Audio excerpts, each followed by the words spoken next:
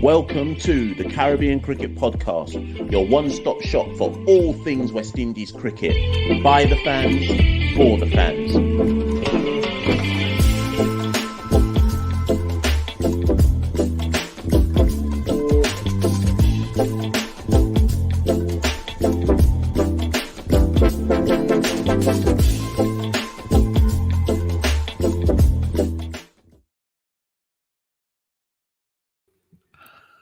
Rally,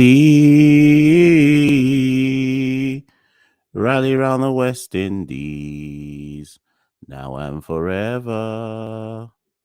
Rally, rally round the West Indies, now and forevermore. Ah, boy. How long are we going to keep rallying, people? How long can we rally? Because I'm tired out here. I'm mad tired of rallying. Tired, you know. Mia Motley says we should rally. She wants to do sing-song. Well, here I am. I'm doing sing-song too. Now what? We can all do sing-song, you know. We can all do sing-song. But guess what? It's still an L at the end of the day. Ah, boy. You know that football phrase where everyone goes, we go again. That's all we ever do in West Indies, you know. We just go again. We shake off the L and we say, you know what? we rally and we go again. I'm tired, fam. I'm so tired. My name's Machel St. Patrick here at one half of the Caribbean Cricket Podcast. Welcome. Can't even get my words out. Welcome to another edition. Welcome to another episode. Santoki's asleep. For those of you who are new to the Caribbean Cricket Podcast, normally this is a two-person show, but I'm in Jamaica at the moment. Santoki's back in the UK, and it is 2:30 in the morning. Santoki doesn't even know I'm doing this live. I was in Kingston earlier today. I went to Usain Bolt's Tracks and Records sports bar all day. In fact, I went there. I was watching the cricket. Cricket was done by the time I even got there. And I said, am I going to do a live? By the time I get back, am I going to bother doing a live? But the people demanded it. So here I am. West Indies, first ODI versus India. Game started at 9:30 a.m. in Barbados. By 1:30, game was done. The thing is, when Mia said in her Frank Worrell speech that she was shocked that only 600 Barbadians had bought tickets, well, Mia, you can't be shocked. Now you know.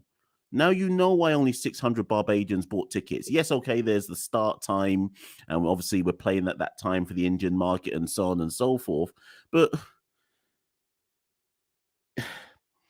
if a franchise is a losing franchise, and if people know that there is a 99% chance that they're paying their hard-earned money to see licks, people aren't going to pay. People simply aren't going to pay. They could, I was about to say they could tell me West Indies were playing at Sabina tomorrow and I wouldn't go. Of course I'd go. But the point is, your average layperson isn't going to pay their hard-earned money to watch West Indies when they know, particularly in ODI cricket, it's pure licks coming down on us. West Indies made 114 in 23 overs. Bowled out. India, to give West Indies their due, India were not equally shambolic, but India were shambolic in chasing the 115 they needed to win. They lost 5 wickets in the process in 22 overs. So the match today only saw just shy of 46 overs bowled, and 15 wickets fell in the match. What an utter shambles of a match that was. It was dreadful cricket to watch. Obviously, West Indies were the worst, but it was dreadful cricket to watch. And where do we start? Where do we even start with this? Because to be fair, do you know what, Jake? Let me bring up this comment by Jake. Jake's right. As much as it was 600 tickets sold, there was actually, I know Mia said that Mia and the sports minister bought 1,500 tickets for the kids. Well done, by the way. You scarred those kids for life. But I think there was far more people in there, adults, than just the 600 tickets. I think not lots of people, but certainly some people turned up on the day and they got a good afternoon out of it because the cricket was done by 1 o'clock. But I'm mindful of this match, of trying to go too deep into the minutiae of what went wrong and what about this person, cuss out that person, this, that, and the other. I think the first place we need to start, before we even look at the team, I think we all need to be realistic. I had a quick look at like the Facebook forums just before I pressed record, right?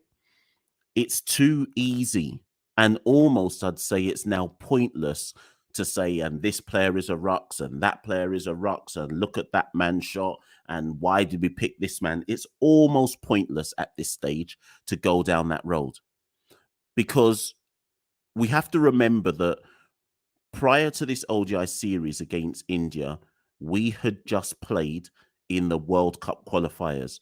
We lost to Zimbabwe, we lost to Netherlands, we lost to Scotland, we lost to Sri Lanka.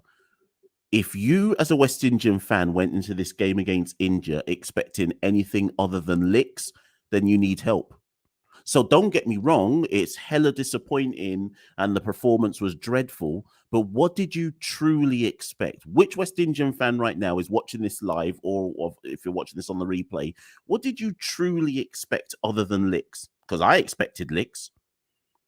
In fact, Dangerous Facts has just put in the comment, India are number 3 in ODIs, West Indies are number 10. And to be fair, Dangerous Facts, that on paper, that says there's a 17 gap between us, but the gap's at least double that when you remember that we lost to Scotland, we lost to Netherlands, we lost to Zimbabwe, we lost to Sri Lanka in the World Cup qualifiers. Why on earth would we put up a better performance today when we've just come off getting licked down by a bunch of associate sides? Why would we put up a better performance? We put in the quality of performance that you would expect given what happened to us at the World Cup qualifiers.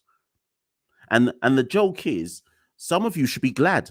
Some of you should be glad, because there's some of us, like myself and Santoki, that said even if we got through the World Cup qualifiers, it would be pain. Serious pain at the World Cup itself. We both said we thought we'd win 1 match maximum if we got to the World Cup proper. So hopefully some of you are seeing the reality of what this ODI side is like. And actually, I don't know who's in this live right now. I don't know who's watching this on the replay, but I also want to remind some of you, if you're in this live today, that there are some of you in this live, or some of you watching on the replay, who were the biggest and loudest advocates for getting rid of Phil Simmons and getting rid of Kieron Pollard. And there were people like myself and Santoki who said a year and a half ago, that is not going to change anything. And some of you didn't want to listen. Some of you didn't want to listen. You wanted to do this blame Pollard thing like that would fix anything. And we warned you, if Nicholas Pooran takes the captaincy, he's on a hide into nothing. So said, so done. When Shai Hope took the captaincy, we said, well, boy, Shai Hope's got the captaincy, but his first engagement is going to be the World Cup qualifiers. He's on a hide into nothing. So said, so done. When Darren Sammy got the head coach job, we said, boy, his first engagement is the World Cup qualifiers. That's long. This team only knows how to lose. So said, so done. So before we get into the minutiae of what happened in today's game, everyone needs to take stock and look at the wider picture. We are in the mud when it comes to ODI cricket. We're in the mud. Fam, actually, where's let me just, before I start talking on the game itself, let me upload this for the people. Post-match press conference. So before I continue, this is what Shai Hope had to say post-match via the Cricket West Indies media, because I think this is quite interesting what he said. So everyone just have a look at Shai Hope's comments, please. Turn up your volume if you can't hear it. Post-match press conference, ODI 1, West Indies captain Shai Hope. Adriel, please proceed. Shai, tough day at the office. Yeah, you said it. Tough day at the office. We didn't start well, and obviously we fought back at the end, so I must commend the guys for the effort that they showed in the field department. But runs on the board is always running on the board, we didn't have enough. What was going wrong in terms of, this has started even going back to the World Cup qualifiers, but it hasn't really clicked. What can you put your finger on it? What went wrong today? Let's say the preparation needs to put a little bit more focus on. The conditions that we continuously playing in is going to make it challenging for the batters, especially, I believe batting is confidence. Cricketing in general is confidence, and as a batter, if you don't have that confidence going into a game, then it's expected to fail. But for us, our preparation needs to improve a bit more. That's even from the backside of things. But yeah, that's the main focus. Try to find ways to score runs and click more consistently as a batting group. Athanaze was missing from the lineup today.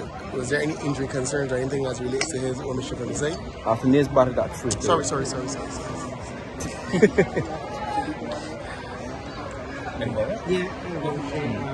You mentioned the conditions today, obviously Ennis and back. Unpredictable pitch. Some kept low, some were doing things differently when the spinners came on, gripping, turning. What do you think about the pitch preparation? Kensington over your first, Machel's captain. You were trying to set me up like I said I know, but as you said, it was an unpredictable service. Not easy to, let's say, close your eyes and bat. You got some pitches when you go out there, you can score runs, you can put 300 plus on the board. But here, sometimes you never know what you're going to get. So you have to make sure you assess quickly as a batting group and make sure whatever we can get, we can defend. So not a good ODI surface. Thank you. Thank you. Sorry, Shane. Just one question. Just the day before, a couple of days back, when PM was speaking so passionately about the pride of West Indies cricket and all that, and yesterday we saw Darren Sammy speaking so passionately during the just before the training. So, how do you explain this? Losses like not something terrible, but the way West Indies lack of fight and all that. How do you look at it? Alright, listen, the finished product is what everyone's going to see, but the behind the scenes stuff, we don't see it. So that's whether it's preparation from within, whether it's preparation from the outside. We need to focus a lot more on that. The little things, the detailed things that we need to focus on. And yes, we know we got a huge legacy, so much to play for. And we all know this. It's not just one or two guys on it, everyone knows this. But again, it's just the finished product that we're going to see outside, especially when you have difficult services, challenging conditions to practice, all the above, then all they're going to see is the results. But really and truly, you need to focus on the little things to make us get better. And when you go overseas, you have so many different facilities that you can practice and train on. There's never a shortage of practice facilities for us, but sometimes when there's bad weather around, we've got to be struggling to get a service to battle. And this is not just at Kensington, this is all around Barbados. So just an example I'm giving you. So we need to focus on little things a lot more, and then results will definitely turn around really well. Was this kind of the way Kuldeep Yadav bowled? Do you think that he bowled exceptionally well on this wicket, because it looked like it was a seamer-friendly wicket and he was the difference? Well, I wouldn't say it's a seamer-friendly wicket. It's just anyone friendly wicket, because some balls are bouncing, some balls are keeping low, and obviously for the spinners they got a lot of grip. So as long as you showed your skill, showed your worth, then you're going to extract something from the surface. And Kuldeep bowled well, we're not taking away from him for sure. He bowled well, Jadeja as well. But then obviously the surface would have assisted them in getting those wickets in the middle. Captain, only a day to go before the second ODI. Means obviously little time to regroup. But then the challenges of ODI cricket these days. What do you say to your players as a captain? Means obviously still chance to make a comeback in the series. Yeah, there's so much to play for. We have to just put this one behind us. We know what we have now. If we play on the same surface, we have an idea of what it's going to be like come Saturday. And just to formulate plans around that, whether it's with bat or with ball. And the key is just to put this one behind us, come positive and strong next game, try to win. We have to win. We already won down the series. We got a chance to win the series still. So we got to come out, play hard cricket and fight to the end. Okay. My earlier question, I said after that was I mean Alzari. Right. If there were any injury concerns with him that he wasn't selected in the squad. He was rested for the first game. He has had a lot of cricket over the last few months, and we got to make sure that we're looking after our players still. You know, he's an asset to us. So playing him in every game and then breaking him down is going to just make it more difficult for us. So we got to make sure we're covering all of our bases, and that has to do with player management and recovery as well. Thanks a lot, Shane. Thanks. Thanks, guys. You man, Shea looks done. Shea looked like if he had a cricket bat in his hand, he would have mashed up the advertising board behind him. He might all have flinged it at all the journalists asking him questions. Shea's got that look about him, the same look about him that I noticed about Nicholas Pooran after Pooran realised that all he's going to face is pure L's as captain. Boy, I feel it for Shea still. I felt it for Nicholas and I feel it for Shea because Shea is pure L's coming, you know. And this is why this is going to be a slightly different match review here because I try to keep it real and I try to be analytical. I don't try and do the kind of clickbait thing, but I'm not even cussing no players. I'm not cussing no players. I'm not calling the batting dunce batting today because you know what? This is all they can do. This is all they can do. We're down so bad that we just have to accept that this is it. Like I ain't got no more answers, people, because I feel like anything that I've said before, what do you want me to do? Repeat it again?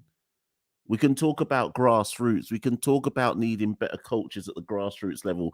We can talk about pitch preparation. But fundamentally, what this comes back to is this is all we've got. This is all we've got. And some people will say, but this is Darren Sammy. This is we got Darren Sammy as a head coach. There's no head coach that can do anything.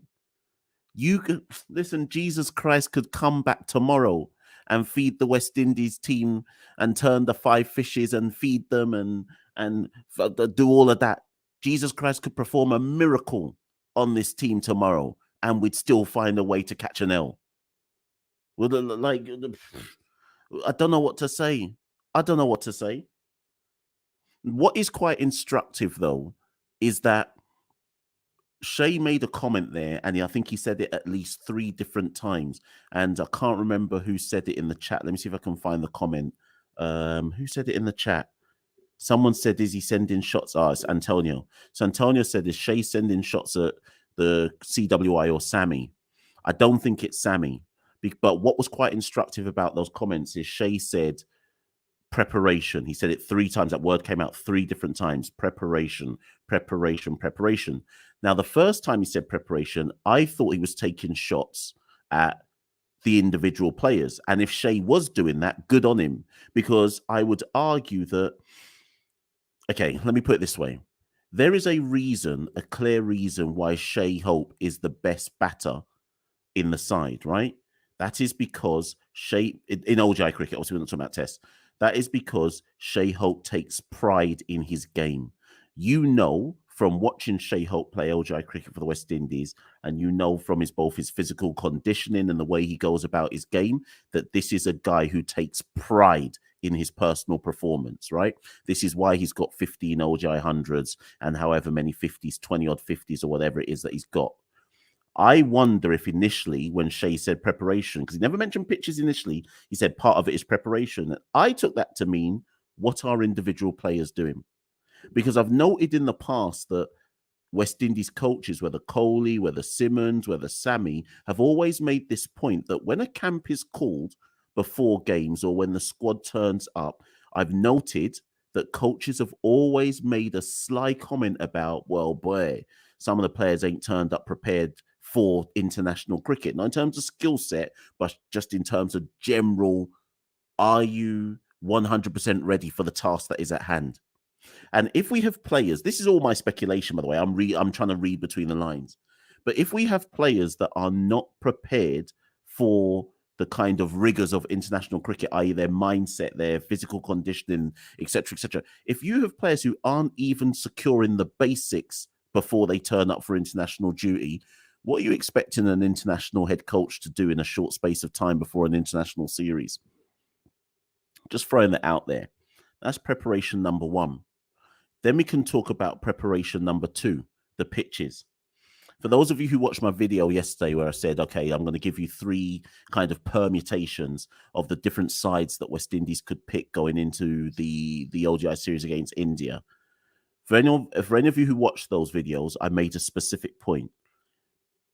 Team 1, 2, and 3 that I picked had 3 seamers in, or at least Seals and Thomas. One of the teams had Joseph, Seals and Thomas, etc. And I said, this is the team, assuming that Barbados, which historically has been a good pitch for fast bowling, then we're going to pick all of our fast bowlers.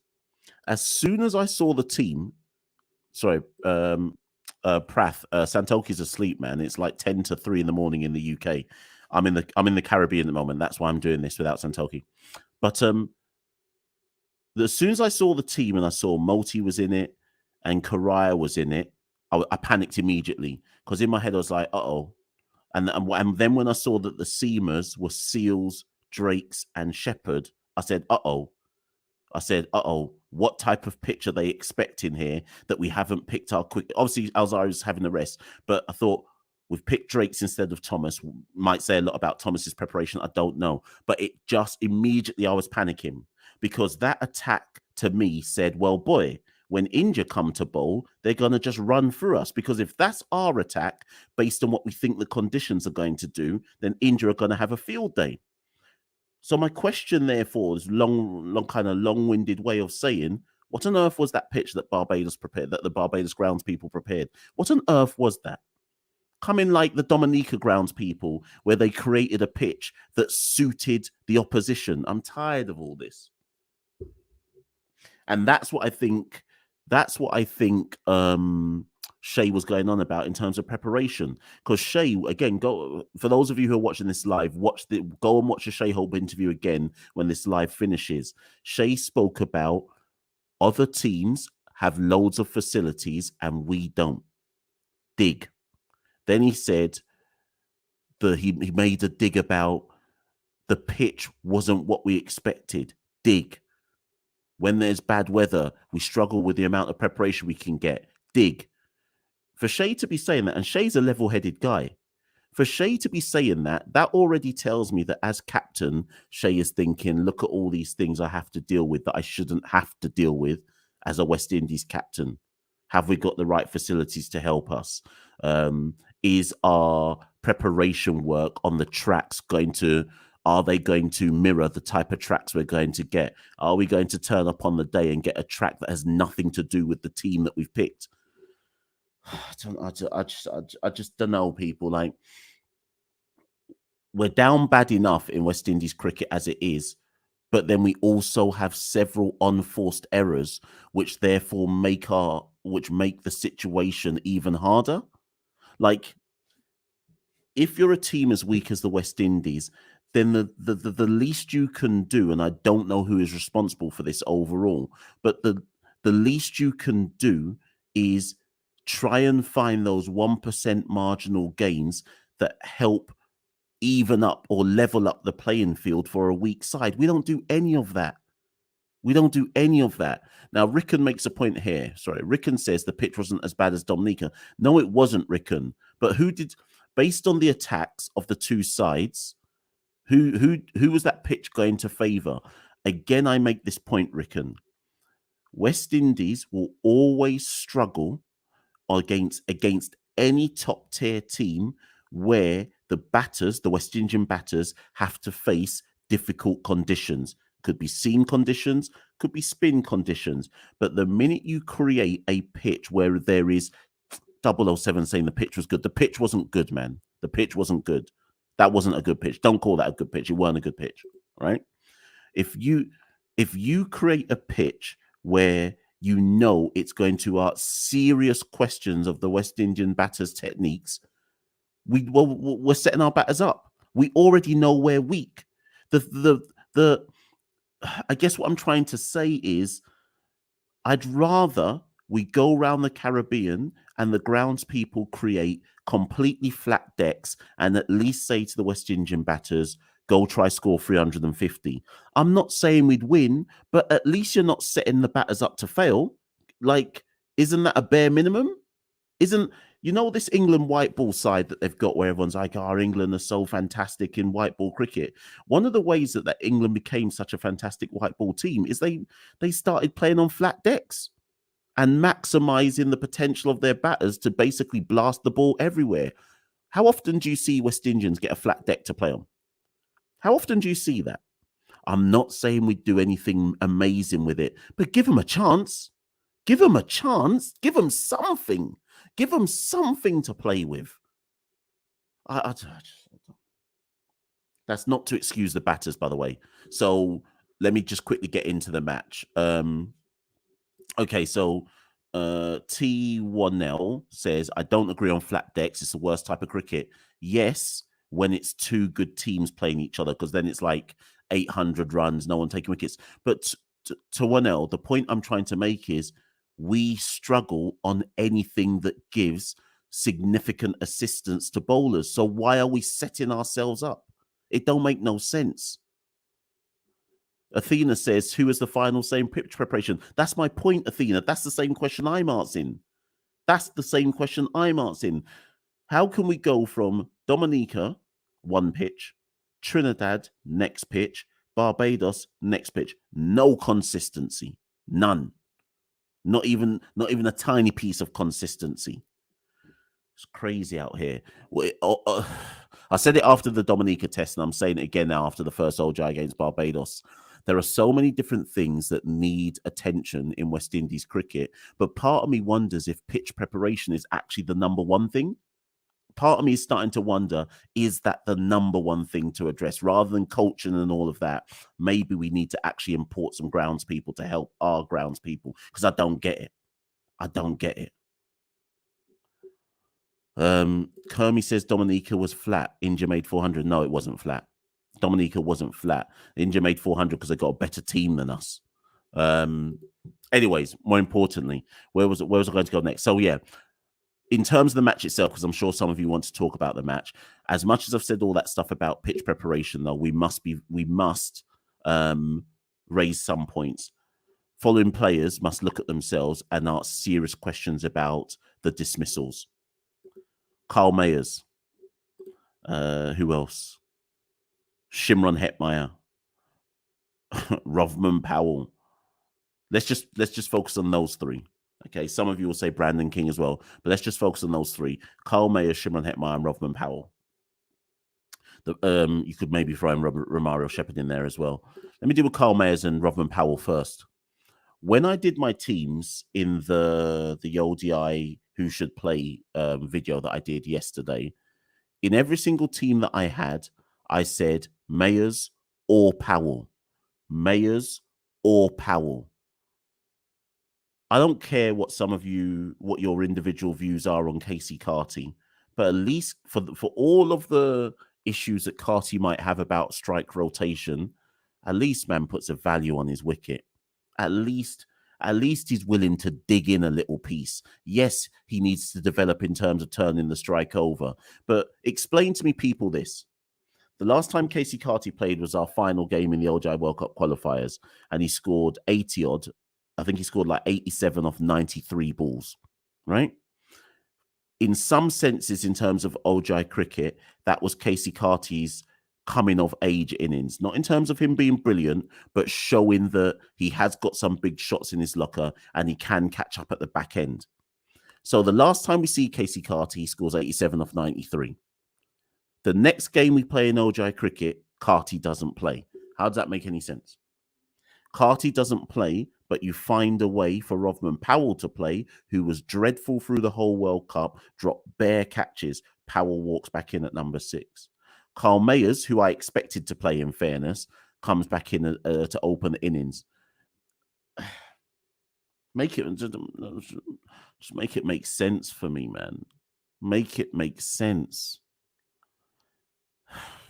What message are you sending to Casey Carty? If Casey Carty can't even get in this side, what message are you sending to him? Powell or Mayers? It can't be both. It can't be. I refuse to accept it being both.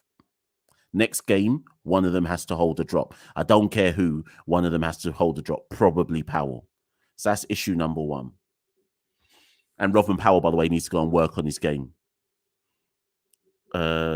Razor's Edge says, I don't think it will make sense for a long time. Oh, yeah. It never makes sense. Next thing now, Shimron Hetmeyer. So unfortunately, because Shimron Hetmeyer is such a divisive figure, there would have been at least two sets of people or two camps today who are looking at Shimron Hetmeyer in the following ways. If Shimron had scored the highest, had got the highest score in the West Indies innings today, the pro Shimron Hetmeyer camp would have come out and said, this is vindication as to why Shimron Hetmeyer should be back in the side. You see, West Indies should never have dropped him in the first place. However, Shimron Hetmeyer scored 11 and got out in a dunce and bossy way, ramp shot into his own stumps. Utterly dunce dismissal, right? So the people who are anti-Shimron Hetmeyer immediately would have been jumping up and down saying, see, this guy is nothing special, For those of you who want my personal opinion, Shimron Hetmeyer played a 20-20 shot today at an inopportune time. He will say the shot was on and it was just pure poor shot execution. Shimron needs to understand one simple thing. In this side, he is a senior pro. That's it. I have no more comment other than that. In this side, Shimron, you are a senior pro. And when I say senior pro, I mean you have more experience than a lot of players in this side. So when you get into a West Indies side, play with that level of experience. Or man will cuss.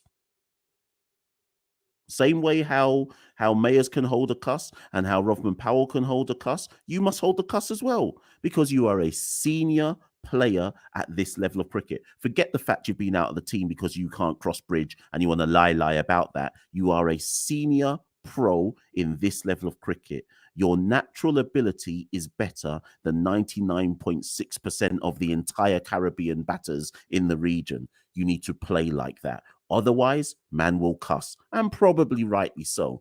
Does that mean that I don't believe Shimron Hetmeyer shouldn't be in the team? No, because I'm not a dunce. Shimron Hetmeyer must always be in the team. But he needs to understand, and someone needs to get it through to his head, that you are a senior pro. Man can't be playing T20 ramp shot into stumps like a dunce. That don't make no sense. Fam, let me drink my water.